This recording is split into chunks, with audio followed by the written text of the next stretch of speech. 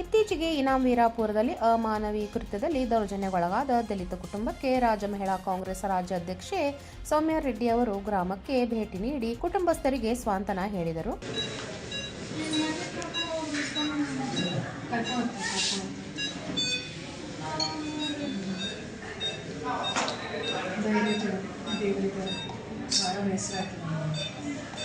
ನಗರದ ವಿವೇಕಾನಂದ ಆಸ್ಪತ್ರೆಯಲ್ಲಿ ಚಿಕಿತ್ಸೆ ಪಡೆಯುತ್ತಿರುವ ಗಾಯಾಳುಗಳ ಆರೋಗ್ಯ ಸ್ಥಿತಿ ವಿಚಾರಿಸಿ ಬಳಿಕ ಮಾಧ್ಯಮದವರೊಂದಿಗೆ ಮಾತನಾಡಿದ ಅವರು, ಜಾತಿ ವಿಷ ಬೀಜ ಕಿತ್ತು ಒಗೆದಾಗ ಮಾತ್ರ ಇಂತಹ ಅಮಾನವೀಯ ಕೃತ್ಯ ನಿಲ್ಲಲು ಸಾಧ್ಯ.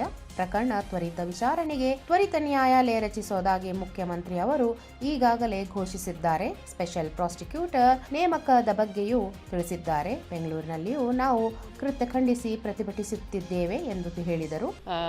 ಇಡೀ ರಾಜ್ಯದಲ್ಲಿ ಎಲ್ಲೋ ಒಂದು ಕಡೆ ಆಗಬಾರ್ದಿತ್ತಂತ ಒಂದು ಘಟನೆ ಆಯಿತು. ಜಾತಿ ಧರ್ಮದ ಹೆಸರಲ್ಲಿ ಈ ರೀತಿ ನಿಜವಾಗ್ಲೂ ಇದು 2026 ಆವಾಗ ಭಾಳ ಜನ ಹೋರಾಟ ಮಾಡಿದ್ದಾರೆ.